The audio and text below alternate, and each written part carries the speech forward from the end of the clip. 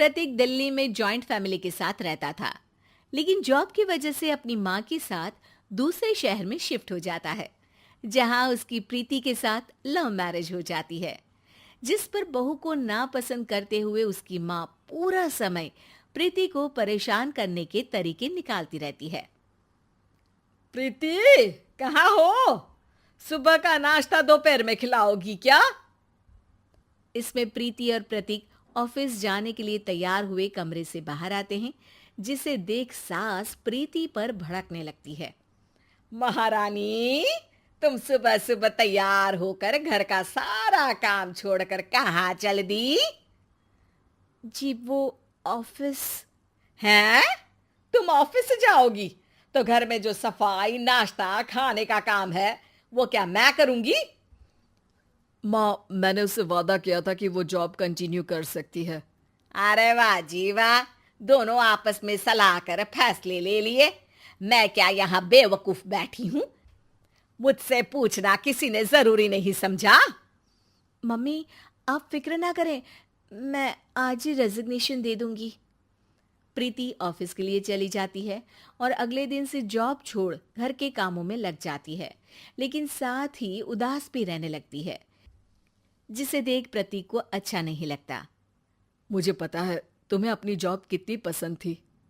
I am sorry प्रीति। अरे कुछ नहीं होता, बस मम्मी खुश रहनी चाहिए। अब प्रीति अपनी सास को खुश करने और उनका दिल जीतने की जी तोड़ कोशिश करती रहती है, पर सास कभी उससे सीधे मुंह बात तक नहीं करती। इसी तरह दिन बीतने लगते हैं।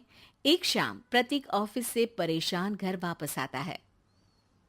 माँ, चाची का फोन आया था। दादी की तबीयत बहुत खराब है, हमें दिल्ली जाना होगा। पति की बात सुन प्रीति तो पैकिंग शुरू भी कर देती है, पर माँ वहीं बूत बनी खड़ी रह जाती है। लगता है मम्मी अपनी सास से बहुत प्यार करती हैं, तभी उनके बीमार होने की खबर सुन शॉक में आ गई। ये प्यार नहीं, परेशानी है। तुम तो ऐसे सोचो कि अब से जब तक दिल्ली में हो तुम्हारे अच्छे दिन शुरू। अच्छा, ऐसा क्या है दिल्ली में? वो तुम्हें कुछ ही घंटों में पता चल जाएगा। सास के रिएक्शन और पति की बात से कंफ्यूज्ड प्रीति दोबारा पैकिंग में लग जाती है, जिसके बाद कुछ घंटों का सफर तय कर तीनों दिल्ली पहुंच जाते हैं, जहां घर के अंदर पहुंचते ही लोगों की भीड़ देख प्रीति परेशान हो जाती है। हे भगवान, इतनी भीड़! प्रतीक, कहीं तुम्हारी दादी को कुछ हो तो नहीं गया ना?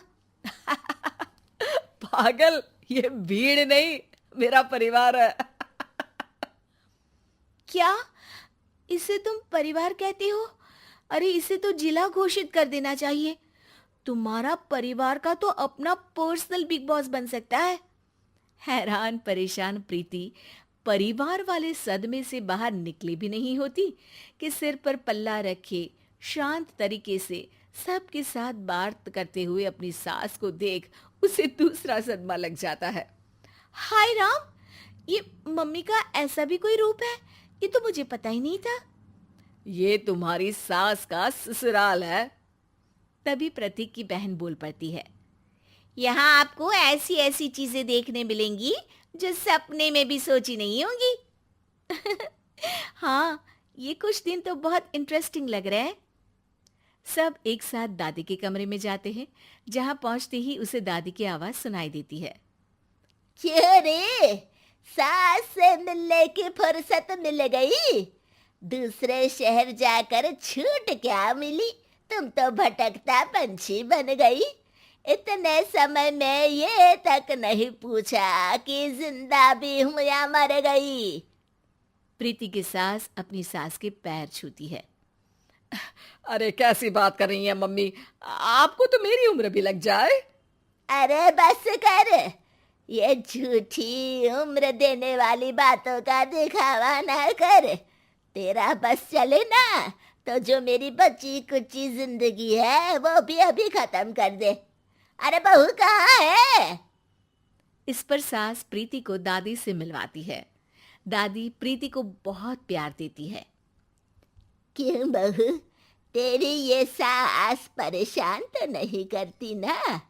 अगर करती है तो अभी बता दे, मैं इसकी क्लास लगा दूंगी।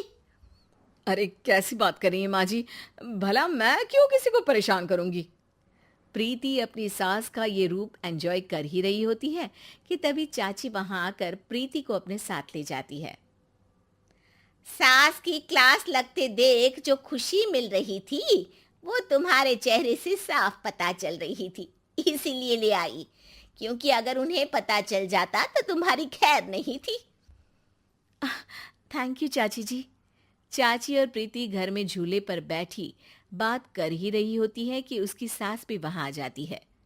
मतलब यहाँ सारा काम मैं करूं और तुम बैठी हंसी ठिठोली करो? अरे चलो जाओ खाना बनाओ। सास प्रीति को डांट कर काम करने भेज देती है, जिसे दादी देख लेती है और एक बार फिर सासू माँ की क्लास लग जाती है, जिसे पूरा परिवार मजे से खड़ा होकर देखने लगता है। क्यों रे, मैंने तुझे काम बोला और तू उस बच्ची को परेशान कर रही है। सास की कोई इज्जत रह गई है इस घर में या नहीं?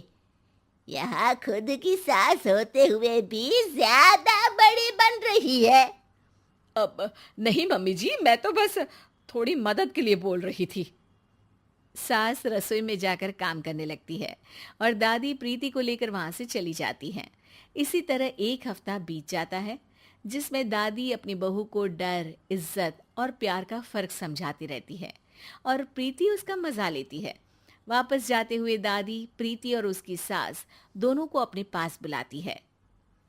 मेरी बहू जिद्दी और अड़ियल है, इसलिए उससे हमेशा सही काम करवाने के लिए मुझे सख्ती करनी पड़ती है। लेकिन तुम्हारी बहू अच्छी है, तेरी खुशी के लिए वो अपनी जॉब और सपने भी छोड़कर घर में बैठी है। अपनी बहू के साथ प्यार से रहो। और प्रीति, अगर अभी भी तुम्हारी सास परेशान करे ना, तो फिर तुम्हें पता चल ही गया है कि शिकायत कहाँ करनी है। जी, अपनी सास के ससुराल में उनकी सासू माँ के पास।